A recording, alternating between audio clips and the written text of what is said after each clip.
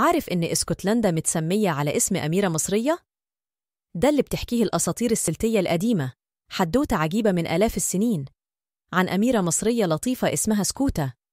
سافرت في رحلة في سفينة، رحلة ممتعة بين الأمواج الزرقاء للبحر المتوسط، وعلى شواطئ أوروبا نزلت البنت المصرية ومشيت في غاباتها القديمة اللي مليانة أعاجيب وكائنات سحرية والندى السائع بين الأشجار، لحد ما وصلت لبلاد خضرة وجبالها متغطية بالمروج ومليانة شجر ملون ومخلوقات عجيبة في منطقة كاليدونيا شمال بريطانيا.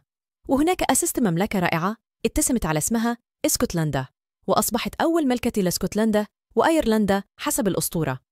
الأميرة المصرية سكوتا اتجوزت أمير من جزر البحر المتوسط وجابت طفل اسمه جويدل جلاس أرنسا، وده اللي اتسمى على اسمه شعب الغال ويلز حالياً.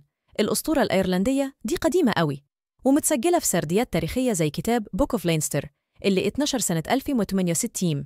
كمان اتذكرت في مخطوطات أقدم زي هيستوريا بريتنوم اللي اتكتبت سنة 828 عشان تؤرخ أصول وتاريخ شعوب الجزر البريطانية بناءً على التراث السلتي القديم.